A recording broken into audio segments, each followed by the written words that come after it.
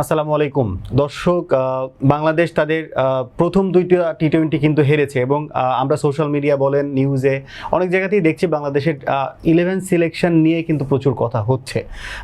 অনেক কথা আমরা শুনতে পাচ্ছি যে কেন সৌম্য সরকারকে টি-20 দলে ইনক্লুড করা হলো, তাকে কেন পরপর দুইটা ম্যাচ খেলানো হলো, কেন নুরুল হোসেন সোহানকে কেন 11-এ নেওয়া হচ্ছে না, কেন ইমনকে দিয়ে উইকেট কিপ করানো হচ্ছে, এরকম অনেক কথা আমরা শুনছি। কিংবা বোলিংয়ে কেন আব্দুল গাফফার সাকলাইনকে বারবার সুযোগ দেওয়া হচ্ছে, কেন আদার্সদেরকে সুযোগ দেওয়া হচ্ছে না। অনেক কথাই বাংলাদেশের ফ্যানদের মনে আছে, অনেক কথা নিউজে আমরা শুনতে পাচ্ছি। আমরা অ্যাজ এ ক্রিকেট অ্যানালিস্টের পয়েন্ট অফ ভিউ থেকে আমরা প্রতীক ভাইয়ের কাছে জানতে চাই, প্রতীক ভাই আসলে বাংলাদেশের যে প্রথম দুইটা ম্যাচে হারের কি কতটুকু কারণ কিংবা কতটুকু দায়ী বাংলাদেশের টিম সিলেকশনে আপনি মনে করেন? ফার্স্ট ম্যাচে খুব একটা ছিল না, সেকেন্ড ম্যাচে যদি আসি আমার মনে হয় শেখ মেহেদীকে ড্রপ করা এটা একটা হটকারী সিদ্ধান্ত হয়েছে। কজ লাস্ট ম্যাচে কিন্তু উনি আমাদের সেভ করেছেন, যেখানে আমরা 100 নিচে হয়তো বোল্ড আউট হয়ে যেতে পারতাম। 22 বলে 29 রানের একটা ঝকঝকে ইনিংস ছিল এবং বোলিং স্পেলটা কিন্তু ওনার দুর্দান্ত ছিল, খুব মাইজারলি বোলিং করেছিলেন। তো তার রিপ্লেসমেন্টে যাকে নেওয়া হয়েছে নাসুম আহমেদ, উনিও ভালো বল করেছেন। কিন্তু বাংলাদেশ যেটা করতে পারতো যে শেখ মেহেদীকে আসলে টি-20 সেট আপ থেকে ড্রপ করাটা খুব মুশকিল, কজ এই সেট আপে কিন্তু বাংলাদেশের সবচেয়ে ধারাবাহিক বোলার হচ্ছে শেখ মেহেদী। তো আপনার যদি এই কম্বিনেশনটা চেঞ্জ করতে হতো, আপনি রিশাদের পরিবর্তে নাসুম আহমেদকে খেলাতে পারতেন। রিশাদ হোসেন কিন্তু গতকালকে অনেক এক্সপেন্সিভ ছিলেন, 4 ওভার বোলিং করে 46 রান দিয়েছিলেন, ইফেক্টিভও যদি বলে ওইভাবে ছিল না, এবং লেন্থটা খুব গড়বড় করেছেন উনি, যেই মানে লেন্থটা হিটিং আর্কের মধ্যে পড়ে সেই লেন্থে উনি আসলে কন্টিনিউয়াসলি বোলিং করে গিয়েছেন। সো এই জায়গায় আমার মনে হয় একটা ব্লান্ডার হয়েছে। এখন যদি আমরা আসি যে সৌম্য সরকারের নুরুল হাসান সোহানের যে ইস্যুটা, সৌম্য সরকারের জায়গায় আপনি কাকে নেবেন? অনেকে কথা বলছেন যে হাবিবুর রহমান সোহানকে নেওয়ার কথা, বাট হাবিবুর রহমান সোহান এখনো পরীক্ষিত না। আর আসলে সাধারণ দর্শকদের এই জিনিসগুলো একটু বোঝা উচিত যে একটা প্লেয়ার যদি উনি আগে থেকে প্রিপেয়ার না থাকেন, ন্যাশনাল টিমে উনি কল আপ পেতে পারেন। হুট করে একজন ইনজুর্ড প্লেয়ারের পরিবর্তে তাকে ডাকা আসলে মুশকিল। এখানে ফিটনেস থেকে শুরু করে অনেক রকম প্রিপারেশন থাকে। যেই প্লেয়ার কখন ইন্টারন্যাশনাল ক্রিকেট খেলেননি তাকে আপনি হুট করে তো সেটআপের মধ্যে ঢুকিয়ে খেলাতে পারেন না আসলে। তো সেই জায়গা থেকে হাবিবুর রহমান সোহানকে না নেওয়ার যথেষ্ট কারণ আমি দেখতে পাচ্ছি। এবং মোরওভার আমার কাছে মনে হয় না যে yet he is internationally that much ready. ঠিক আছে, হাবিবুর রহমান সোহানের কিন্তু ব্যাটিং পয়েন্ট অফ ভিউ থেকে আমার মতো অনেক ঘাটতির জায়গা রয়েছে। ক্লোজ টু দি বডি বাদে অ্যাওয়ে ফ্রম দ্য বডি ডেলিভারিতে কিন্তু হাবিবুর রহমান সোহান এখনও বেশ স্ট্রাগল করছেন। তার মানে এই জায়গাটা তার ন্যাশনাল সার্কিটে ঢোকার আগে কাজ করে নেওয়া উচিত। এখন যদি আমরা আসি যে পারভেজ হোসেন ইমনকে কেন উইকেট কিপিং করানো হচ্ছে, পারভেজ হোসেন ইমন কিন্তু বিপিএল সিলেটের হয়ে নিয়মিত ফুল সিজন উইকেট কিপিং করেছেন। পাশাপাশি কিন্তু দেখেছি, পাশাপাশি উনি ব্যাট হাতে কিন্তু দুর্দান্ত ফর্মে রয়েছেন।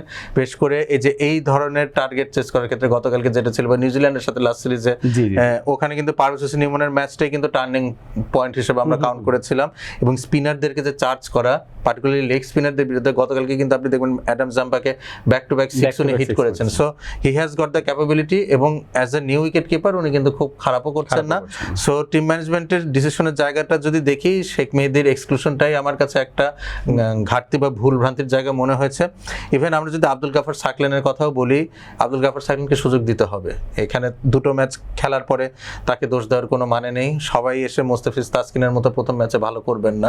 কেউ শুরুতে ভালো করেন, মিডল ফেজে স্ট্রাগল করেন। উনি হয়তো শুরুতে স্ট্রাগল করছেন, মিড ফেজে বেটার করবেন, কজ ওনার কিন্তু সেই রিসোর্সগুলো রয়েছে। বোলিংয়ে যে ভ্যারিয়েশনগুলো দরকার আমাদের as a pace bowling allrounder, long হ্যান্ডেলে ব্যাট করতে পারেন, আমাদের এরকম ফাস্ট বোলিং অলরাউন্ডার নেই। সাইফুদ্দিনকে আমরা অনেক চেষ্টা করেছি, ইনজুরির জন্য উনি কন্টিনিউ করতে পারেননি।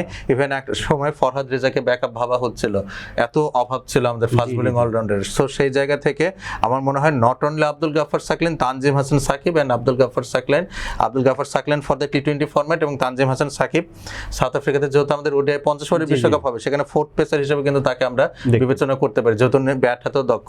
এই দুইজন ফাস্ট বোলিং অলরাউন্ডারের প্রপার টেক কেয়ার আমাদের করা উচিত। বাট একটা জিনিস আমি আপনার কাছে জানতে চাই যে 11 সিলেকশন নিয়ে যেহেতু আমরা কথা বলছি, আব্দুল গাফফার সাকলাইন বলেন কিংবা যাদেরকে যেমন হাবিবুর রহমান সোহানের কথা বলা হচ্ছে, তো তাদেরকে কি অস্ট্রেলিয়ার মতো এই টাইপের স্কোয়াডের সঙ্গে পরীক্ষা করানো উচিত, নাকি আপকামিং জিম্বাবুয়ে সিরিজ কিংবা কখনো হয়তো আমরা ছোট যেসব দলকে আমরা চিন্তা করি তাদের সঙ্গে আয়ারল্যান্ডের সঙ্গে হতে পারে, এরকম কিছু কিছু কান্ট্রির সঙ্গে আমরা খেলিয়ে তাদেরকে ট্রায়াল আপ করতে পারি, কোনটা বেটার মনে করেন? অবশ্যই রিলেটিভলি উইকার সাইড, যাদের আমরা বলে থাকি ছোট দল না বলি বা হচ্ছে মানে তুলনামূলকভাবে দুর্বল, তাদের বিরুদ্ধে চেষ্টা করে দেখাটা ভালো। এতে হয় কি যে as a new cricketer international এরিনাতে যখন আপনি এক্সপোজার হবে প্রেশারটা একটু কম থাকে, পায়। সে জায়গায় হয়তো ডেলিভার করার প্রবাবিলিটিটা বেশি থাকে। তো সামনে যদি জিম্বাবুয়ে সিরিজ রয়েছে, সেখানে হয়তো নতুন আরও কিছু মুখ আমরা দেখতে পারি যারা সুযোগ পেতে চাচ্ছেন, এবং আমাদের এই ফলাফলটাও মেনে নিতে হবে যে তাদেরকে সুযোগ দেওয়া হলে আমরা সিরিজটা খোয়াতে পারি, কিন্তু বিনিময়ে পাচ্ছি কি যে তারা ইন্টারন্যাশনাল সার্কিটের সাথে এক্সপোজড হচ্ছেন, ইউজ টু হচ্ছেন, এটাই কিন্তু গেইন হবে। সবসময় যে বায়োল্যাটারাল সিরিজ জেতার এই মন মানসিকতা থেকে বেরিয়ে আসতে হবে। তো সুযোগ যখন দিব আমাদের মিডিয়াকে বা সাধারণ জনগণকে এটাও মাথায় রাখতে হবে, সিরিজ হারলে যেন তাদেরকে আমরা ব্লেম না করি। অবশ্যই। ধন্যবাদ দর্শক, আমরা আশা করি বাংলাদেশ তাদের 30-20টা জিতবে, এবং যে 11 সিলেকশন নিয়ে যে দর্শকদের মনে যে প্রশ্নের যে যোগানটা ছিল কিংবা মানুষ যেটা জানতে চেয়েছে, সেটা হয়তো আমার মনে করি যে প্রতীক ভাই সেটার অ্যান্সার খুব ভালো মতো করেছেন এবং আপনাদের প্রশ্নের উত্তর আপনার পেয়ে গেছেন। ধন্যবাদ।